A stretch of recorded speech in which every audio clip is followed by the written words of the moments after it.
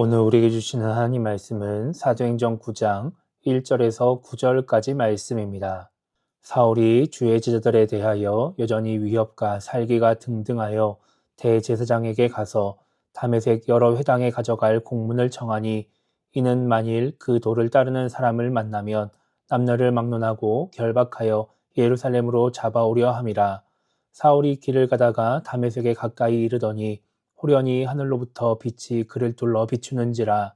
땅에 엎드려져 들음에 소리가 있어 이르시되, 사울아 사울아 내가 어찌하여 나를 박해하느냐 하시거늘, 대답하되 주여 누구시니이까?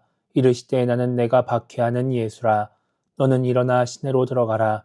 내가 행할 것을 내게 이를 자가 있느니라 하시니, 같이 가던 사람들은 소리만 듣고 아무도 보지 못하여 말을 못하고 서 있더라.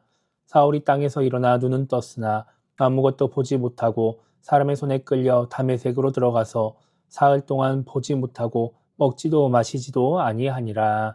아멘. 우리는 지난주 사도행전 8장 26절부터 40절까지 말씀을 통해서 빌립의 순종에 대해서 생각을 해봤습니다. 사마리아 성에서 복음을 잘 전하면서 열매를 맺던 빌립은 주의 사자가 전하는 말씀을 따라서 그 순종에서 가사로 가는 길, 광야길로 가게 됩니다. 그리고 그곳에서 에디오피아 여왕의 내시를 만나서 예수님을 전하고 세례를 베풀게 되죠. 이 일을 위해서 빌립은 자신이 쌓아놓은 많은 열매들과 안정된 삶을 포기해야 했습니다. 그렇다고 해서 그렇게 순종했다고 해서 엄청난 부와 유익을 누리지도 못했고, 그렇다고 해서 포기한 것을 보상받지도 못했죠. 그냥 하나님의 뜻을 이루었을 뿐인 거예요. 하나님이 우리에게 원하시는 순종은 나에게 어떤 유익이 있는지, 어떤 손해가 발생하는지를 따지지 않고 그냥 그 말씀 그대로 행하는 것입니다. 그렇게 순종할 때 진짜 아무런 유익도 없을 수 있고 손해만 볼 수도 있지만, 하나님은 그런 순종을 통해서 하나님의 뜻을 이루어 가십니다. 그렇기 때문에 우리는 하나님의 뜻을 이루기 위해서 순종하는 신앙인이 되어야 된다라고 하는 말씀을 지난주에 함께 나누었습니다. 오늘 이제 우리가 읽은 말씀은 사울이 예수님을 만나서 변화되는 모습을 기록을 하고 있습니다. 사울은 사도행전 7장 이제 스데반 집사의 순교 장면에서 처음 등장을 합니다. 사람들이 스데반 집사를 돌로 치려고 할 때 사울 앞에 옷을 벗어두면서 이제 사울이 등장을 하게 되는 것이죠. 그리고 사도행전 8장 1절에 오면은 사울은 그 스데반 집사의 죽음을 당연하게 여겼다, 이렇게 말씀에 기록되어 있습니다. 그리고 이제 그 생각을 따라서 사울은 예수님을 믿는 사람들을 잡아 가두고 또 교회를 없애기 위해서 애를 쓰기 시작하게 됩니다. 그래서 이제 오늘 말씀 1절 후반절과 이제 2절 말씀을 보면, 사울은 대제사장에게 가서 다메섹의 여러 회당에 가져갈 공문을 요청합니다. 그러니까 자기가 가서 다메섹에 가서 예수님 믿는 사람들을 잡아올 테니까 거기에 있는 회당, 거기 있는 유대인들에게 좀 나를 도와주게 해라, 이런 요청을, 이런 공문을 요청을 하는 것이죠. 그렇게 공문을 받아서 이제 다메섹으로 가던 사울이 다메섹에 가까이 갔을 때 하늘로부터 비추는 빛을 경험하게 되고 예수님의 음성을 듣게 됩니다. 그리고 앞을 보지 못하게 되면서 사람들의 도움을 받아서 다메섹에 이제 들어가게 되는 것이죠. 그런데 이제 오늘 말씀 1절 앞부분을 보면은 이렇게 기록을 하고 있어요. 사울이 주의 제자들에 대하여 여전히 위협과 살기가 등등하여 라고 말씀하고 있죠. 그러니까 지금 사울의 마음속에 예수님을 믿는 사람들에 대한 부정적인 감정이 아주 강하다라고 하는 거예요. 예수님을 믿는 사람들을 죽이고 싶어 한다라고 하는 것이죠. 사울이 왜 이렇게 예수님 믿는 사람들에 대해서 뭔가 부정적인 감정을 가지고 있고 살기가 등등했느냐? 그것은 이 사울의 보기에 예수님을 믿는 사람들이 변하지 않을 거라고 생각했기 때문에 그래요. 그러니까 사울이 바라봤을 때 이 예수님을 믿는 사람들을 잡아서 감옥에 가두는 거는 이 예수님 믿던 사람들을 다시 유대교인으로 만들기 위한 목적이 아니었다라고 하는 것이죠. 이 사람들 잡아 가둬서 다시 무언가 괴롭히고 고통을 주고 힘들게 하면 다시 예수를 부인하고 다시 유대교인으로 하나님을 믿겠지? 뭐 이런 생각을 하는 것이 아니라, 그냥 사울이 보기에 이 사람들은 그냥 죄인인 거예요. 가능성이 없어요. 교화를 시킬 필요가 없다라고 하는 것이죠. 그래서 그냥 이 사람들을 내가 죽여 없애야 되겠다. 이 사람들을 그냥 감옥에 잡아 가둬가지고 다시는 뭔가 햇빛을 보지 못하게 만들고 다시는 예수의 이름을 이야기하지 못하게 만들고 이런 일을 해야 되겠다. 이런 생각을 가지고 지금 사울이 사람들을 잡아 가두고 있다라고 하는 거예요. 그래서 위협과 사기가 등등했다라고 하는 것이죠. 여러분, 우리나라 속담에 3살 버릇 여든 간다라고 하는 속담이 있죠. 우리의 행동이나 생각, 습관들을 바꾸기가 힘들다라고 하는 말이에요. 그래서 사람들이 이런 말들을 많이 합니다. 사람은 잘 변하지 않는다. 사람은 고쳐 쓰는 게 아니다. 사람이 갑자기 변하면 죽는다. 이런 이야기들을 많이 해요. 그러니까 사람이 잘 변하지 않는다라고 하는 말들이 이 세상에 많이 있다라고 하는 것이죠. 오랫동안 목회를 하신 목사님들, 특히 이제 한 교회에서 오랫동안 목회하신 목사님들이 이런 이야기들을 종종 하세요. 자기가 이제 수십 년 동안 설교를 하고, 교육도 하고, 훈련도 시키고, 막 여러 가지 이제 애를 썼는데, 성도들이 잘 바뀌지 않는다라고 하는 것이죠. 아무리 그렇게 수십 년 동안 애를 써도 여전히 그대로인 것 같다. 이런 이야기들을 하시기도 합니다. 근데 이런 것들은 오랫동안 목회하지 않아도 알 수 있어요. 제가 이제 종종 말씀드렸다시피 설교를 할 때 아멘하고 예배 끝나고 가면서 은혜 받았어요라고 하면서 바로 한 발자국 나가가지고 다른 행동을 하고 이런 모습들 실은 이제 저도 많이 봤거든요. 그러니까 이것이 우리 사람의 본성인 것 같다라고 하는 생각들이 많이 들게 되는 거예요. 이런 모습들을 보면 진짜 사람이 잘 변하지 않을 것 같고 뭔가 그러면 이제 사울이 왜 이렇게 자꾸 예수님 믿는 사람들을 잡아 죽이려고 했는지가 조금은 이해가 되는 것이죠. 변하지 않을 것 같으니까 그냥 없애는 게 낫다. 아니면은 그냥 감옥에서 영원히 못 나오게 하는 게 낫다. 이런 생각을 하게 되는 것입니다. 그런데 문제는 사람을 만드신 하나님의 생각은 다른 것 같아요. 하나님의 생각은 다른 것 같아요. 하나님은 사람이 변할 수 있다라고 생각을 하시는 것 같은 모습을 보일 때가 많이 있습니다. 성경에 그게 쭉 기록이 되어 있어요. 그래서 계속해서 사람이 죄를 짓고 하나님을 배신하고 우상을 섬겨도 하나님은 사람을 포기하지 않으시는 거예요. 여러분, 구약에 보면 우리가 지금 이제 민수기 새벽에 보고 있는데 하나님이 이제 이스라엘 백성들을 가나안 땅으로 인도하시죠. 가나안 땅으로 데려가시는 목적이 뭐예요? 하나님만 믿는 나라를 만드시기 위해서요. 그래서 그때 가나안 땅에 데려가시면서 하신 말씀이 뭐예요? 가서 가나안 땅에 있는 모든 민족들을 다 진멸하고 그 땅의 신들을 섬기지 말아라. 이 말씀을 계속해서 하시거든요. 그런데 그렇게 그 땅으로 인도해서 가나안 땅에 살게 했더니 그 땅에 들어간 이스라엘 백성들이 어떻게 하죠? 하나님을 잘 안 믿습니다. 그 땅의 신들을 섬겨요. 하나님의 말씀을 어기는 거예요. 이렇게 그 땅에 기껏 들여보내줬더니 그 사람들이 하나님을 배신하고 우상을 섬기고 막 그렇게 계속해서 살아가는데 그때 하나님이 어떻게 하시느냐? 그때 하나님은 이스라엘 백성들에게 벌을 주시기도 하고 선지자를 보내시기도 해요. 그러면서 다시 하나님께로 돌아오게 하려고 다시 하나님을 믿는 백성으로 변화시키려고 그렇게 하나님이 애를 쓰시는 것이죠. 그런데 사람들은 또 돌아오지 않습니다. 결국은 계속해서 죄를 짓다가 나라가 멸망당하게 되고 바벨론의 포로로 잡혀가게 되기도 해요. 자, 그렇게 바벨론 포로로 잡혀갔다가 돌아왔어요. 그럼 돌아왔으면 좀 변해야 될 것 같은데 이 사람들이 변하느냐? 변하지 않습니다. 그래서 구약 마지막 책인 말라기서 보면은 거기는 여전히 하나님을 경외하지 않고 멸시하는 유다 백성들의 모습들이 기록이 되어 있어요. 하나님이 거기에 대해서 답답해 하시는 모습이 말라기서에 기록이 되어 있다고 하는 것이죠. 포로로 잡혀갔다 와도 엄청난 심판을 받고도 이 사람들이 변하지 않는 거예요. 그래서 하나님이 결국 어떻게 하시느냐? 한동안 하나님이 말씀하지 않으시는 침묵의 시간들을 가지십니다. 그래서 구약이 말라기에서 끝나는 거예요. 그런데 그렇게 그 침묵의 시간을 가지신 하나님이 그 침묵을 끝내고서 하신 일이 뭐예요? 예수님을 이 땅에 보내주시는 거예요. 말로 해서 안 되니까, 선지자 보내서 안 되니까, 심판해서 안 되니까 하나님이 직접 이 땅에 내려오셔가지고 기적을 보여주시고 말씀을 가르치시면서 사람을 변화시키려고 하시는 것이죠. 그게 예수님이 이 땅에 오신 사건인 거예요. 예수님이 이 땅에 오셔가지고 하신 일이 무엇이냐? 말씀을 가르치시고 또 기적을 행하시면서 12명의 제자를 선택하십니다. 근데 이 12명의 제자가 예수님에게 어떻게 해요? 예수님을 배신하고 예수님을 놔두고 도망가죠. 예수님이 붙잡혀서 고난을 당하시는데 그 한 명도 예수님을 따라가지 않아요. 함께 고난을 당하지 않아요. 그러니까 이 제자를 변화시키고 싶어 했던 예수님의 계획이 실패하게 되는 거예요. 그런데 그렇게 그 모든 게 실패한 상황 속에서 부활하신 예수님이 또 무엇을 하시느냐? 그 제자들에게 찾아가시는 거예요.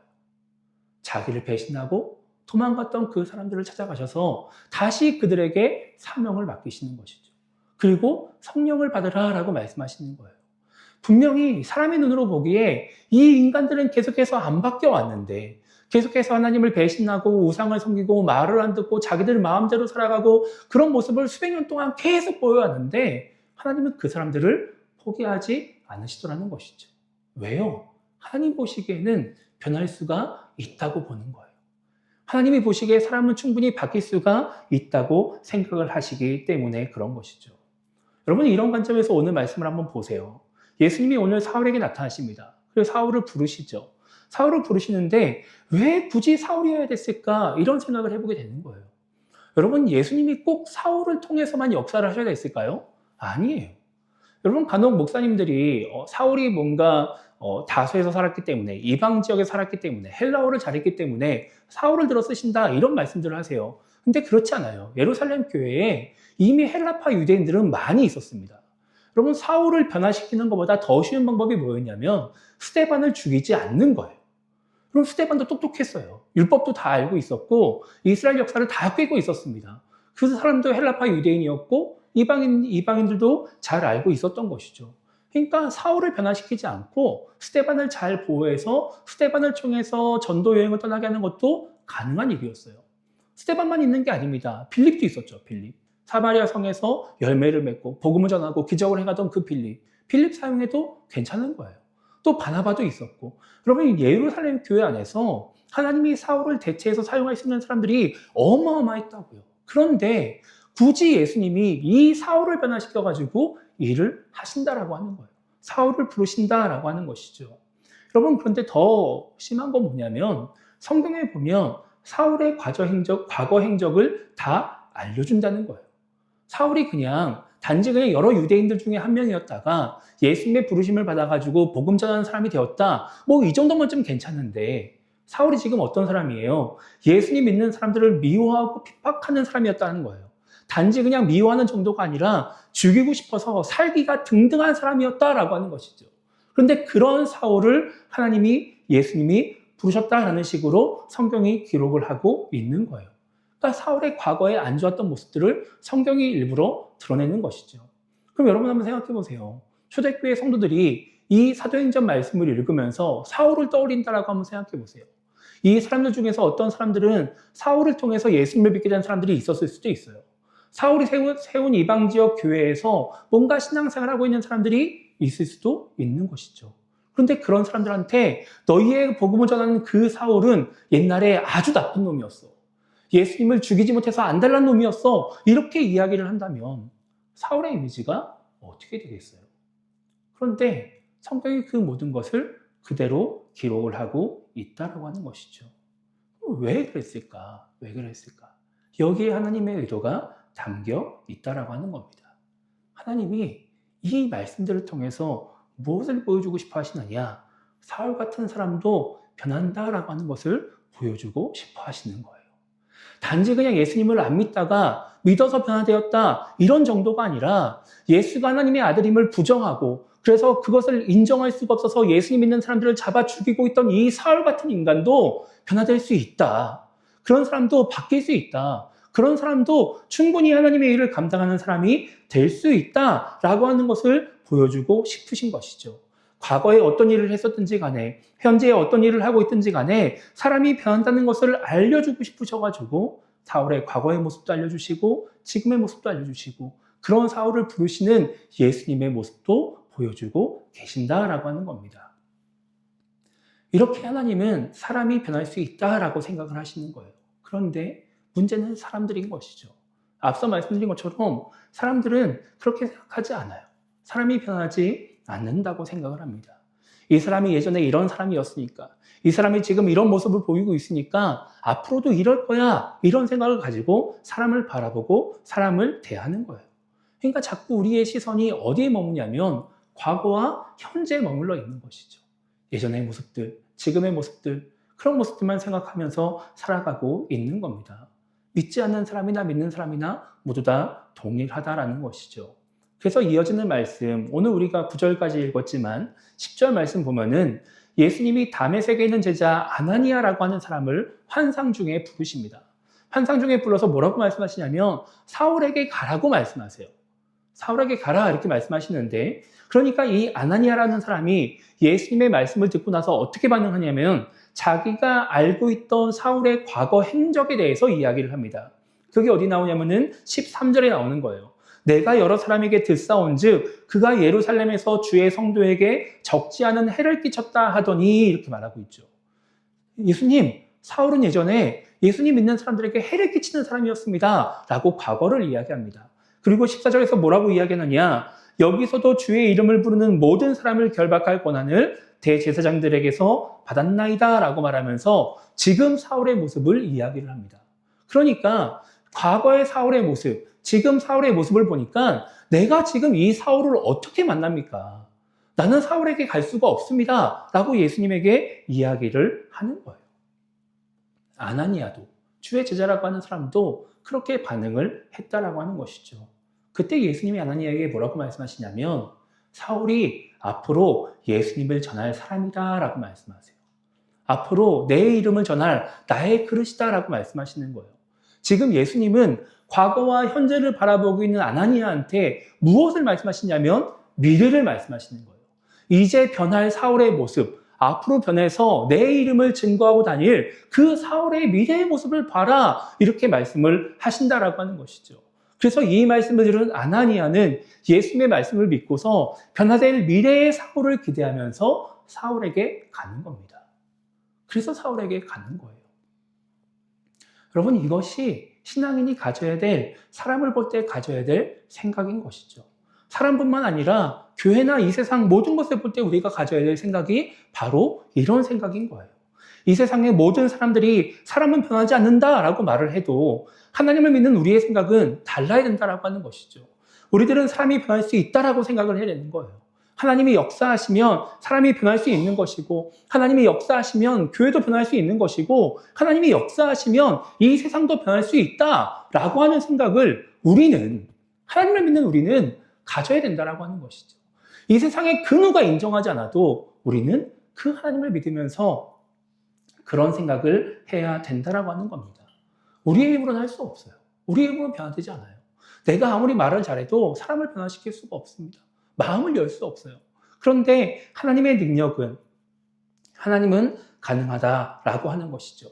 그래야 우리의 시선이, 그 하나님의 능력을 바라보고 믿어야 우리의 시선이 과거와 현재에서 머물러 있지 않고 미래를 바라보게 되는 겁니다.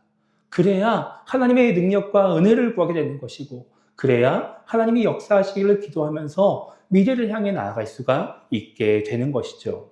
여러분, 우리가 하나님이 살아계심을 인정하고 하나님의 존재를 믿는다고 해도 사람을 변화시키시는 하나님, 교회와 이 세상을 변화시키시는 하나님의 능력을 믿지 못하면 우리는 과거와 현재에 머물 수밖에 없습니다. 복음을 거부하는 사람들을 포기하게 되고, 말씀을 듣고도 변하지 않는 그 사람들을 바라보면서 포기하게 되는 거예요. 쇠퇴하고 있는 교회의 모습을 바라보면서, 약하디 약한 지금 교회의 모습을 바라보면서 포기하게 되는 것이죠. 그렇게 포기하고 하나님의 능력을 구하지 않으면 우리에게 주어진 그 변화의 기회가 그냥 사라져 버리는 거예요. 우리는 변화할 수가 없게 되는 거예요. 우리가 포기해버리면 이 세상이 변하지 않는다라고 하는 것이죠. 하나님이 포기하지 않으셔가지고, 하나님은 변화할 수 있다고 생각을 하셔가지고 계속해서 하나님의 능력과 은혜를 부어주려고 하시지만, 우리가 변할 수 없다고 생각해서 하나님의 능력을 구하지 않으면 우리에게 변화는 나타나지 않는다라고 하는 겁니다. 제 말씀 생각해 보면서 이런 생각이 들었습니다. 여러분, 지금 우리가 이미 변화를 경험한 사람들이에요. 하나님에 의해서, 예수님에 의해서 우리는 이미 그 믿음으로 변화된 사람들이고, 또 예수님을 믿고 신앙생활하면서 조금씩 변해가고 있는 그런 사람들입니다. 우리는 앞으로도 계속해서 변해갈 겁니다. 하나님의 뜻을 이루는 백성으로, 하나님의 말씀에 순종하는 신앙인으로 계속해서 우리는 변해갈 거예요. 우리만 변해가느냐? 아니에요. 교회도 변해갈 것이고, 이 지역도, 이 세상도 변해갈 것입니다. 그렇게 하나님의 능력으로 이 모든 것이 변할 수 있음을 믿으면서 과거와 현재에 머물러 있는 것이 아니라 미래를 향해 나아가는 그런 신앙인이 되면 좋겠습니다. 그렇게 하나님이 역사하실 미래를 바라보면서 하나님의 능력을 구함으로 말미암아 사울이 변한 것 같이 정말 지금은 상상할 수 없는 그 변화된 미래의 사람들, 미래의 교회, 미래의 이 세상을 경험하는 우리 모두가 되기를 주님의 이름으로 축복합니다.